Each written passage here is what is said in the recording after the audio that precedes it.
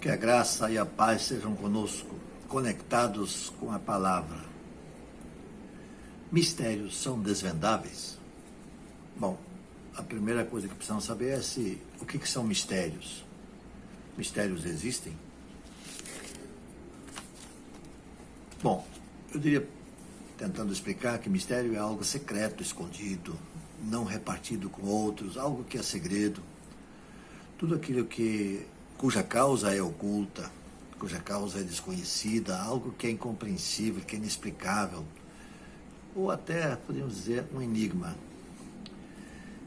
Deixa eu trazer aqui uma pequena história, contada por Teodoro Laskovsky. Ele relata a respeito de um jovem da Irlanda, que encontrou, lá na Irlanda mesmo, por mero acaso, um livro que falava sobre o Brasil. Quando o jovem encontrou o livro, ele não sabia o que seria esse o primeiro passo de algo bem maior. Depois vem a sua vocação missionária e durante algum tipo de preparo, ele sempre lembrava, vinha sempre à sua mente o Brasil. Fez um curso bíblico, teológico, e depois de concluído, viajou para o Brasil. Chegou ao Brasil, e especialmente na região nordeste do Brasil, ele ficou vários anos pregando o Evangelho ao povo nordestino, e muitos se renderam aos pés de Cristo com o seu trabalho. Então, como explicar um mero acaso que o jovem encontra um livro que fala sobre o Brasil e acaba dando esse resultado? Dezenas ou talvez centenas de pessoas foram alcançadas pelo Evangelho. Tem uma experiência parecida com o apóstolo Paulo, que nós vemos aqui, que está na carta aos Gálatas, e a gente lê a carta e não percebe muito bem isso aí.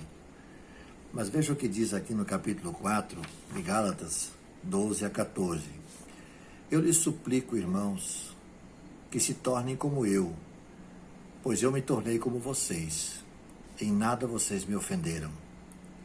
Como sabem, foi por causa de uma doença que lhes preguei o Evangelho pela primeira vez. Embora a minha doença lhes tenha sido uma provação, vocês não me trataram com desprezo ou desdém. Ao contrário, receberam-me como se eu fosse um anjo de Deus, como o próprio Senhor Jesus Cristo. É o que Paulo fala, referindo-se ao que ele experimentou na região da Galácia. Não estava no seu itinerário, foi uma enfermidade que o fez parar ali. Ele não tinha na sua agenda essa parada na Galácia, mas ficou doente e passou um tempo lá. E aí, já que eu estou aqui, vou pregar o Evangelho, vou anunciar o Evangelho para essa turma dessa região. Então, apesar da doença, apesar da aflição, Paulo prega o Evangelho e, como consequência, muitos dos Gálatas se rendem aos pés de Cristo. Então, nós temos na Galácia, por conta disso, uma das igrejas do Novo Testamento. E temos, por conta disso, a carta aos Gálatas na nossa Bíblia, que até hoje nos ensinam coisas preciosas. Então, para nós pode ser que hajam acasos, mas para Deus não os há. E quando Deus realiza o que realiza, para nós passa a ser mistério. Coisas que vão além da nossa capacidade de compreender ou de assimilar. Mas nem por isso deixam de ser reais para Ele, o Todo-Poderoso, Senhor do Universo.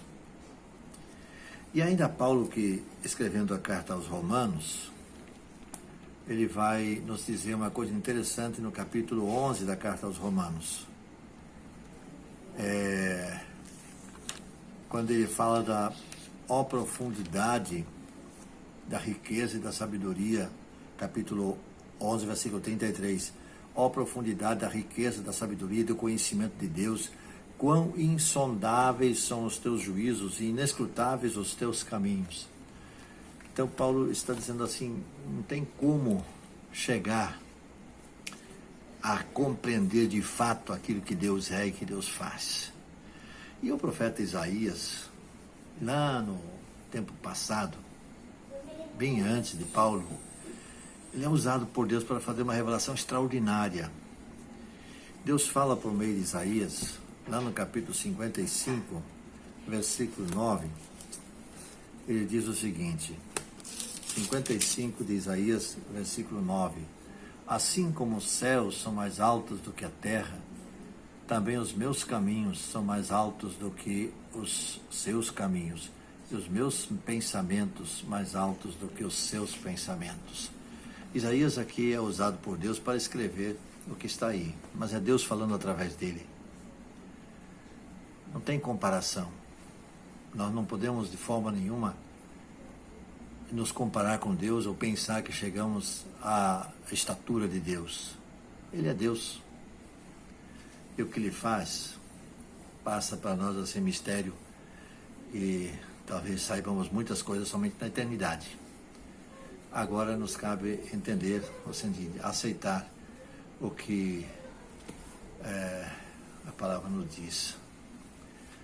E Paulo, ainda escrevendo aos Coríntios, na sua segunda carta, lá no capítulo 12, ele vai dizer: o poder de Deus se revela na nossa fraqueza.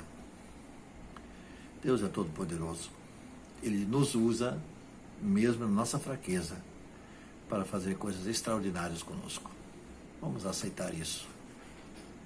E ainda que nós encontremos os nossos por acasos, para Deus não há por acasos. Para Ele está tudo totalmente transparente, translúcido na sua frente, porque Ele vê além. Que possamos confiar nesse Deus maravilhoso, todo-poderoso, hoje e sempre. Amém e amém. Você pode orar comigo, dar uma paradinha no que está fazendo e vamos orar. Senhor nosso Deus, obrigado por tantas coisas que a Tua palavra nos revela. Obrigado pela forma maravilhosa, milagrosa que Tu ages, ó Deus. Ajuda-nos, ó Deus, a compreender mais e mais o Teu querer, a Tua forma de fazer, para que nós possamos estar realmente imbuídos nessa tarefa que Tu nos confiaste e levar avante essa mensagem maravilhosa que transforma vidas. Em nome de Jesus. Amém.